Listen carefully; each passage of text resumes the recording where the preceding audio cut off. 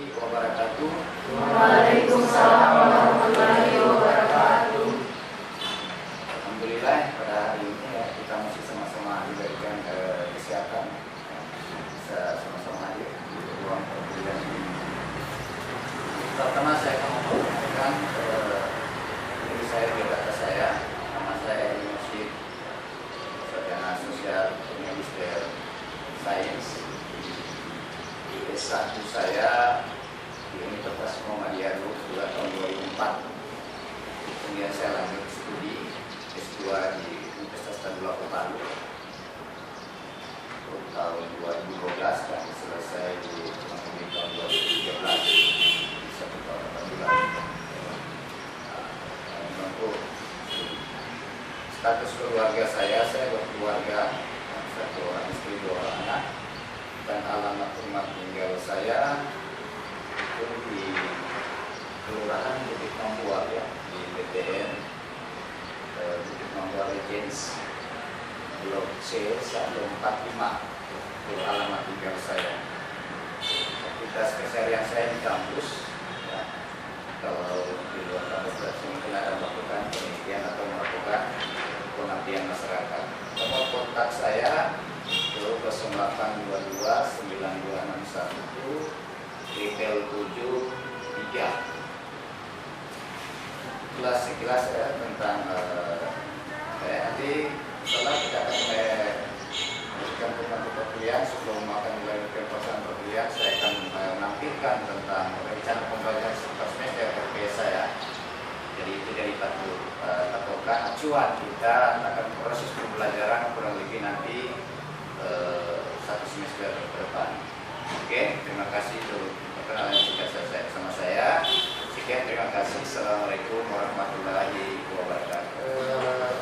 Penilaiannya juga ini ada indikator penilaian yang akan saya ukur nanti ya, tatap muka, tugas, ya, mid semester, kemudian iklim di dalam ruangan, ya, diskusi, kemudian dengan final itu akan kita akomodir untuk dijadikan nilai akhir ketika ujian akhir semester. Pertama-tama ya kita sampaikan dulu tentang RPS. Ini akan kita lakukan untuk kurang lebih satu semester yang akan kita pelajari. Ya. Ini ada deskripsi mata kuliah ini ya. Subjek pertama kajian mata kuliah ini ada dasar-dasar pemerintahan, seluruh kajian yang tercakup dalam pemerintahan. Ya, substansinya mengenal tentang pengantar ya, pandangan secara umum dan ringkas secara sebagai pendahuluan, sehingga penyajian lebih normatif daripada substantif ya. Mengingat karakteristik mata kuliah pengantar ini meletakkan dasar-dasar menuju dan pemahaman yang lebih lanjut. Nanti ketika Anda nanti semester selanjutnya ini jadi fondasi ya, fondasi. Kemudian tujuan dari para pembelajaran ini itu satu, mahasiswa dapat memahami ya seperti apa pengertian pemerintahan ya. Kemudian kedua, mampu memahami dan mengkaji tentang ruang lingkup dan kajian-kajian dalam ilmu pemerintahan. Mahasiswa dapat memahami teknik-teknik ya, seperti apa teknik-teknik dalam penyelenggaraan suatu pemerintahan. Kemudian selanjutnya untuk 14 kali tatap muka nanti ya, di luar mid semester sama final, itu yang pertama kita mengenal tentang pengertian ilmu dan seni, karena ilmu dan seni ini bagian daripada ritme yang akan dilakukan di dalam kegiatan pemerintahan ya. Kemudian mengenal tentang pemerintah itu apa, pemerintahan itu apa, dan apa itu sebenarnya ilmu pemerintahan. Kemudian selanjutnya melihat tentang seperti apa pandangan ilmu pemerintahan ya dalam penyelenggaraan pemerintahan. Kemudian kita akan mempelajari objek ya, objek daripada ilmu pemerintahan. Selanjutnya tujuan dan paradigma ilmu pemerintahan. Yang keenam adalah ruang lingkup ilmu pemerintahan. Kemudian selanjutnya teknik-teknik di dalam penyelenggaraan pemerintahan. Kemudian dalam metodologi ilmu pemerintahan. Kemudian selanjutnya hubungan ilmu pemerintahan. Jadi ada hubungan ilmu pemerintahan seperti pemerintah itu kan ada, nanti kan kita bahas di sesi pertama itu tentang pembagian kekuasaannya atau trias politika Montesquieu. tentang eksekutif, yudikatif, dan legislatif, mau dilihat sejauh mana hubungan-hubungan yang akan dilaksanakan, yang akan dilakukan, yang mana hubungan koordinasi, yang mana hubungan pemerintah. Kemudian perkembangan ilmu pemerintahan. Dan yang ke-11 asas-asas ilmu pemerintahan, dan terakhir 12 sebelum nanti akan kita masuk ke ujian final, itu kita berbicara tentang filsafat, ya, filsafat ilmu pemerintahan. Oke, kita masuk ke materi pertama, ya. Kita masuk materi pertama, lintas, ya. Jadi berbicara tentang pemerintah ini berbicara tentang lembaga atau institusi atau organisasi yang menjalankan roda pemerintahan. Ini berbicara tentang pemerintah. Sementara berbicara tentang pemerintahan ini adalah berbicara tentang proses kegiatan yang akan dilakukan oleh lembaga, institusi atau organisasi itu yang saya katakan dari pemerintah. Ini berbicara tentang pemerintahan, ada proses kegiatan, aktivitas yang dilakukan oleh pemerintah. Sementara kalau kita berbicara tentang ilmu pemerintahan, ini berbicara tentang ilmu yang mempelajari tentang apa?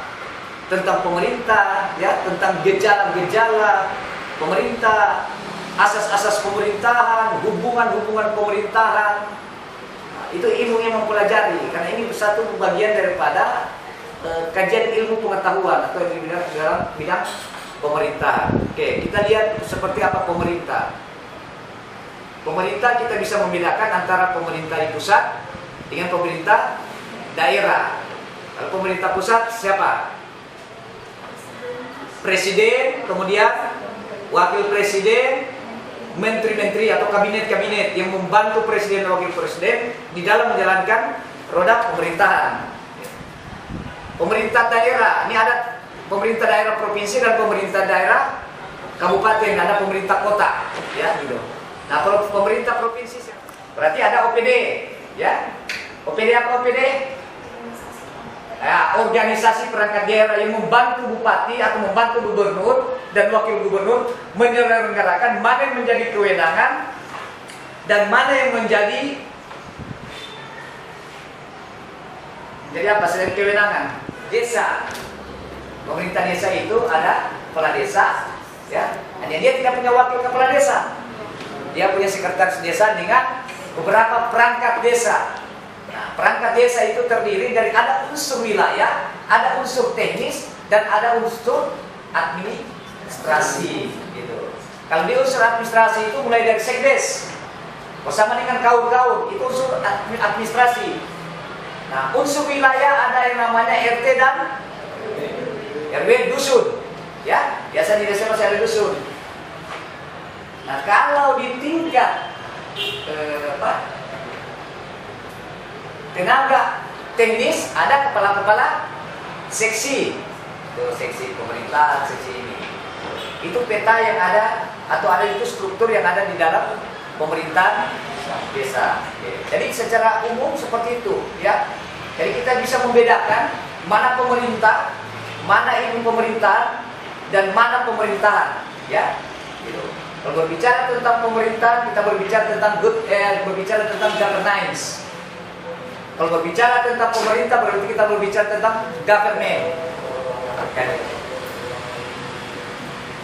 Jadi kalau kita berbicara pemerintah, berarti berbicara tentang science governance, berarti berbicara tentang ilmu pemerintahan.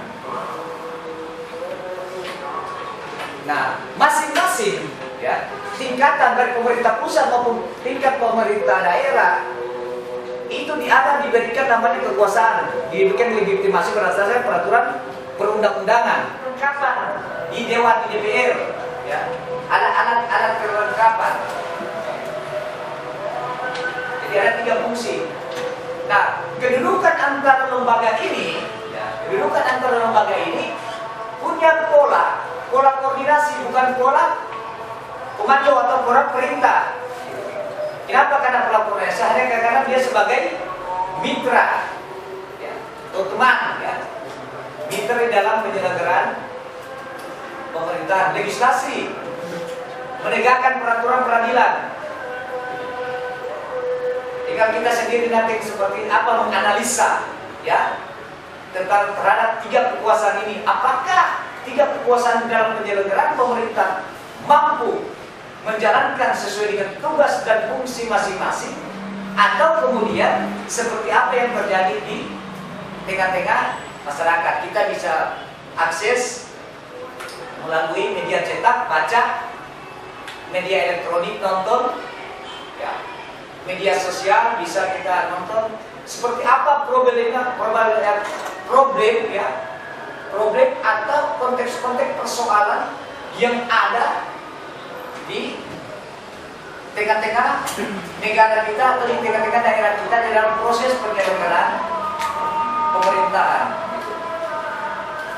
Untuk kita bisa mencapai yang namanya good government dan good governance. Kalau pemerintahnya bagus, baik, akan dijamin pasti penyelenggaraan pemerintahan akan baik. Tetapi sebelum kita masuk ke konteks namanya good, kita harus lakukan namanya clear, dibersihkan dulu. Jadi kalau kita mengharapkan sesuatu yang baik harus dibersihkan. Mulai dari mana? Dari pribadi kita masing-masing. Ya, korupsi kita merajalela. Ini mencerminkan bahwa tidak good governance. Penyelenggaraan pemerintahan kita tidak bagus. Karena masih banyak pejabat-pejabat birokrat ya, yang diberikan kekuasaan, yang diberikan legitimasi amanah, kemudian menyalahgunakan kekuasaan untuk memperkaya pribadi, memperkaya golongan, dan memperkaya kelompok-kelompok. Yang akan mendapatkan dampak yang akan dirasakan adalah masyarakat biasa. Bagaimana pembangunan kita bisa maju kalau pejabat kita korupsi? Bagaimana peradilan mampu menegakkan proses peradilan dalam penyelenggaraan pemerintah? Hanya biasa ada dengar ada yang namanya istilah hukum supremasi, hukum kita masih dipertanyakan di negara kita. Masih sebarat tebang pilih. Orang yang memiliki kekuasaan, kekuatan, jarang tersentuh dengan hukum, tetapi negara kita tidak pernah mengenal yang namanya warga negara yang kawal hukum. Fungsi-fungsi mereka, habis masa mereka akan kembali menjadi rakyat biasa. ASN punya waktu di mana? Pasti waktu kerja apa? Pasti akan tiba saatnya namanya pensiun. Kalau sudah pensiun, berarti akan jadi rakyat biasa kembali lagi.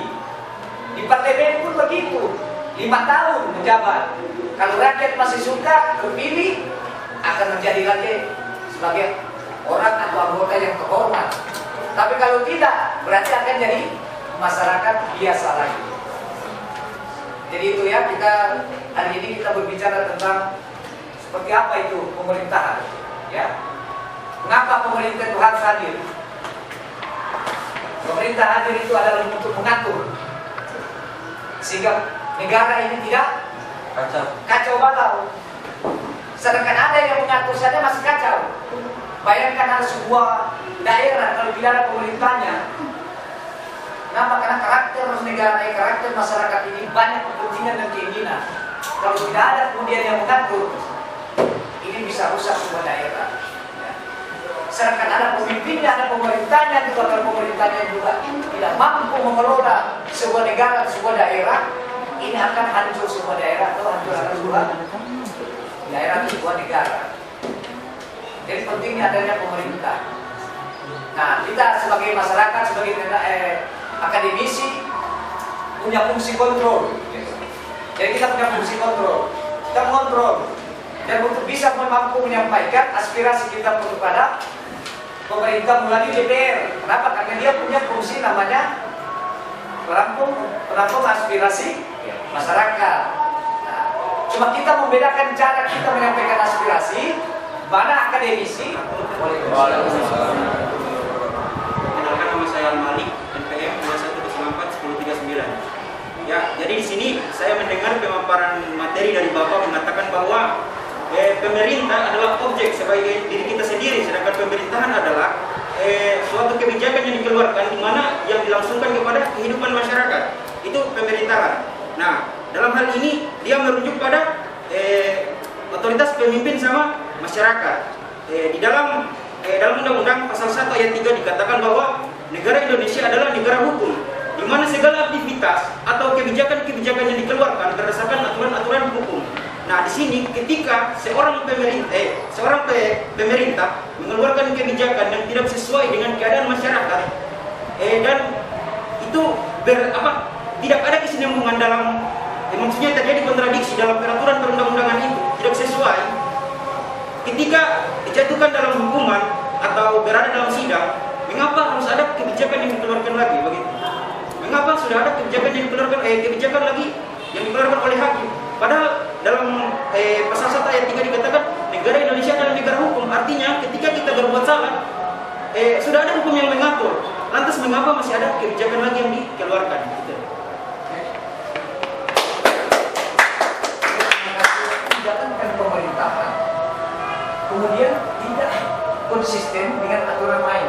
Dan ketika pada proses pengadilan, pada proses peradilan, kemudian ada kebijakan-kebijakan yang bisa meringankan, ya, para pelaku atau birokrat yang salah menggunakan kekuasaan. Makanya saya katakan, kalau kita ingin menjadikan negara kita dengan pola sistem pemerintahan kita mau ingin mendapatkan yang namanya good governance. Untuk bisa mendapatkan yang namanya good governance, bersihkan dulu, kita harus clearkan. Mulai dari mana? Berarti mulai dari diri kita. Regulasi kita ini sudah cukup. Kalau seandainya mau diukur, aturan kita ini disusun, itu kalau kita berdiri bulan sudah bisa kita dapat.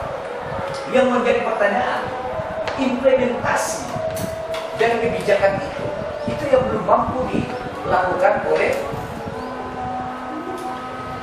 para elit-elit atau para birokrat.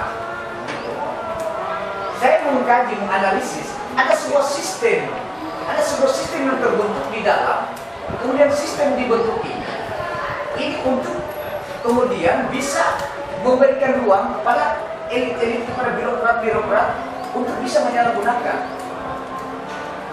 Jadi sistem, saya kasih contoh ya. Ini yang duduk di birokrasi ini rata-rata lahir dari akademisi, ya. Bagaimana idealis ketika dia duduk di akademisi di kampus, ya. Ketika mengkreasi kebijakan, ya, melakukan mimbar bebas di depan publik, melakukan pressure kepada pemerintah melalui parlemen, melalui eksekutif. Tetapi ketika dia keluar dari box akademisi, masuk ke box birokrasi, tidak mampu kemudian dia merubah, memberikan warna yang baru terhadap bagaimana penyelenggaraan pemerintahan yang baik. Kenapa? Karena ada sistem yang kemudian sudah terbentuk di dalam situ. Nah, ini saya lihat ini. Nah, merubah sistem itu, ya, diperlukan memang bukan kemudian sesuatu yang mudah. Yang mudah itu ketika pelaku atau penyelenggara pemerintah mampu menerapkan, ya, konsisten dengan regulasi, dengan aturan yang ada. Jadi kalau ini kita misalnya perdebatkan, ini seperti kita berbicara untuk mencari di mana ujungnya. Tak, ya. Ini sudah menunjukkan bahwa ada perubahan, ya, ada perubahan untuk mulai lebih baik lagi di dalam proses penegakan hukum di negara kita. Jadi takutkan ketika tidak mampu terkendali sistem ini, jadi takutkan ada rasa apatis rakyat Indonesia terhadap pemerintahan, rasa apatis atau rasa tidak percaya, masih tidak percaya kepada penyelenggara pemerintah. Kalau tidak kurang rasa percaya kepada pemerintah, ini akan berdampak pada kegiatan-kegiatan pemerintahan. Contoh di daerah, kalau kita sudah tidak percaya dengan bupati, ada program-program pemerintah daerah, itu kadang-kadang masyarakat sudah enggan untuk memberikan partisipasi, dorongan, dukungan. Kenapa? Karena sudah ada rasa tidak percaya dari masyarakat kepada pelaku atau penyelenggara pemerintah. Oke, cukup ya. Oke, ada lagi? Ya Pak, dari yang ingin saya ketahui, mengapa seni, ini yang ingin saya tanyakan, mengapa seni sangat dibutuhkan dalam menyelenggarakan sistem pemerintahan di suatu saat? Ya. Terima kasih. Ya, bagus. Seni, ya, seni itu pada bawaan saya, ya, staf saya misalnya. Misalnya saya perintah untuk mengambil sesuatu yang saya lupa di rumah. Yang sesuatu yang saya lupa itu berhubungan dengan pekerjaan yang akan saya selesaikan hari itu. Ketika saya tidak mau ambil, berarti akan mengganggu. Berarti saya tidak mampu menyelenggarakan atau memberikan pelayanan yang akan terbaik pada sebuah pemerintahan. Kapan seorang pemerintah mampu melaksanakan kelas ini? Dan mulai dari berbahasa, ya. Saya ceritakan ada 2 staf saya, ya. Nanti ada bisa bedakan yang mana seorang birokrasi, seorang pejabat yang mampu memainkan transi dengan itu, ya. Misalnya yang ini, ke rumah dulu, ambil laptop saya ketinggalan. Bilang saya sama ibu, ibu tahu kasih laptop saya sana. Intonasi pertama, berarti bentuk perintah, ya. Oke. Kedua, saya kemudian menerapkan ilmu seni di dalam penyelenggaraan pemerintahan. Bisa ada kerja enggak? Yang tidak ada. Kita ambil bisa.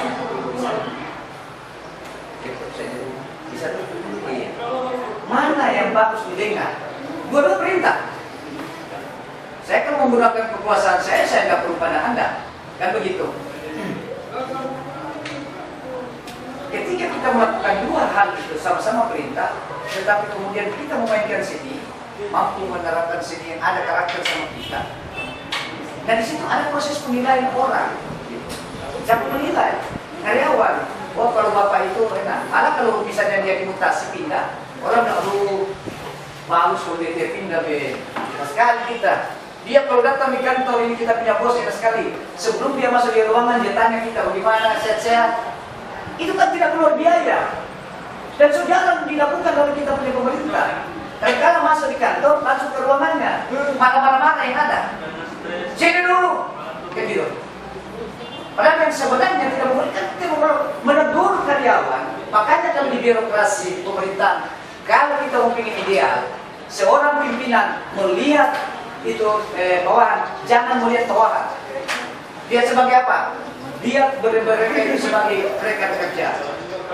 Kalau rekan kerja itu tidak ada yang namanya perintah-perintah yang sepadan. Kadang-kadang kita tidak bekerja, urusan bukan di kantor, dicampur aduk. Malah ada juga saya dapatkan, ada juga pejabat yang istrinya perintah pegawai. Tidak bisa dalam struktur. Tidak punya hubungan seorang istri, kepala dinas perintah pegawai kantor, tidak bisa. Atau panggil pergi balas kebunnya, nggak bisa. Namanya kita bawahan, kalau bos sudah panggil biar ada urusan itu, kadang-kadang kita tidak bisa berbantu. Kadang-kadang kita berbantu urusan keluarga. Cuma menjaga perasaannya pimpinan. Makanya pimpinan harus tahu diri. 2104-1003. Nah, ini saya bertanya, melihat problematika yang terjadi di lapangan, bahwa masih banyak birokrasi yang menggunakan politik etis atau politik balas budi. Yang dimana ketika ada masyarakat yang kemarin mencoblos DPR itu, anggota DPR itu, jika ada masalah maka akan dimudahkan. Kemudian jika ada masyarakat yang kemarin tidak mencoblos Dewan Perwakilan Rakyat itu dan berhadapan dengan DPR itu, maka akan dipersulit urusannya. Nah, kemudian yang menjadi pertanyaan di sini, bagaimana kita akan mewujudkan government ini kalau kultur dari politik ini tidak bisa dihilangkan? Kemudian kalau di bidang pendidikan perguruan tinggi, itu Pak masih banyak dosen-dosen yang tidak menjalankan apa menjadi tanggung jawabnya, di mana dari semester 1 sampai semester 2 ini saya masih merasa belum puas terhadap beberapa mata kuliah yang tidak penuh memberikan mata pelajaran mata kuliah terhadap kita yang masuk. Otomatis ini akan membunuh karakter kita di masa depan, karena kita ini adalah regenerasi di bangsa ini. Pertama yang saya tanggapi persoalan ketika terjadi politik balas budi. Memang ini, kalau kita lihat di dalam ilmu hukum tidak ada namanya politik balas budi, ya. Dan ini bukan lagi rahasia kalau istilah namanya balas budi dan balas dendam, kalau saya silakan lah, ya, walaupun tidak formal. Orang yang punya anjing di situ pasti akan dapat yang namanya balas budi, kan gitu. Orang yang kemudian kontroversi dengan proses lahirnya itu pasti akan namanya balas dendam. Dan itu di birokrasi masih nyata, masih kelihatan. Oh, itu tidak full, ya. Makanya kalau di birokrasi, di pemerintahan, ya, ASN itu kan punya rambut, tidak bisa berpolitik praktis. Apalagi penyelenggara pemerintah desa juga tidak bisa berpolitik praktis. Tapi fakta di lapangan dilewati juga. Dan ini bisa akan berdampak kepada orang-orang yang bermain di kegiatan politik itu. Karena ada beberapa jabatan yang naik dari jabatan politik orang, tapi sekaligus menjadi kepala daerah macam presiden. Itu kan jabatan politik. Bupati, gubernur, jabatan politik. Karena undang-undang yang mengamanatkan kemudian menjadi kepala negara dan kepala daerah sebagai kepala pemerintahan, merangkap juga sebagai kepala pemerintahan, tidak bisa kita buat apa-apa. Ketika ada kebijakan-kebijakan itu pasti ada bisikan-bisikan dari partai-partai pengusung. Nah ini memang perlu ya, perlu strategi dan perlu kajian dan analisis, kemudian dan pressure juga dari masyarakat dan juga para akademisi dalam sivitas perguruan tinggi di mana saja. Karena perguruan tinggi itu diminta harus sehat independen, tidak bisa namanya perguruan tinggi itu masih disuap oleh pemerintah. Kalau sudah disuap, otomatis perguruan tinggi agak enggan untuk mempresur kebijakan pemerintah kan. Selalu di sokong misalnya dari dana spek dana dipakai dana apa. Tapi kalau perguruan tinggi mandiri tidak ada kepentingan dengan birokrasi. Ketika ada kebijakan-kebijakan pemerintah yang dianggap tidak pro rakyat, kan dari akademisi melalui mahasiswa bisa menyampaikan aspirasi-aspirasi untuk menyampaikan apa sebenarnya yang terjadi. Problem di lapangan. Yang kedua, persoalan dunia perkampusan. Ya. Jadi sebenarnya begini, kalaupun terjadi seperti itu, kan kita ada ketua tingkat ya. Nah ketua tingkat itu melapor ketua prodi, melapor ketua prodi. Sampaikan saja dosen A, dosen B, tatap mukanya kehadirannya kurang. Muatan juga misalnya dalam proses perkuliahan kalau ada yang mungkin hanya lebih banyak bocoran tentang materinya, hanya menceritakan tentang pengalaman sekolahnya daripada durasi materinya, sampaikan sama Kapolri supaya nanti Kapolri kan buat kebijakan nanti koordinasi dengan pimpinan. Itu gimana Pak kalau Kapolri yang tidak masuk? Ya, Kalau Kapolri berarti ada tingkatannya kan gitu. Ya. Berarti pimpinan, dekan. Kalau tidak merasa itu kan ada rektor akademik, penggeraknya satu bidang akademik. Ini ada tingkatannya. Jangan kita kemudian kita diamkan. Perlu ya, saya tidak kemudian sampai harus mengajarkan hal-hal yang Anda bisa ambil lagi kan. Dan itu wajar Anda memperjuangkan. Kenapa? Karena di dalam kegiatan sebuah organisasi itu ada karena sudah diakhiri dengan 3 penanya, maka pertemuan hari ini kita akhiri ya. Insya Allah kita akan bertemu lagi di mata kuliah pembahasan yang selanjutnya pada pertemuan minggu depan. Insya Allah kita sama-sama diberikan kesehatan, lalu dilindungi dalam aktivitas kita seharian, selalu sehat ya. Dan minggu depan kita bisa sama-sama bertemu dalam rangka melaksanakan kegiatan perkuliahan lagi. Sekali lagi saya ucapkan sekian, terima kasih. Assalamualaikum warahmatullahi wabarakatuh.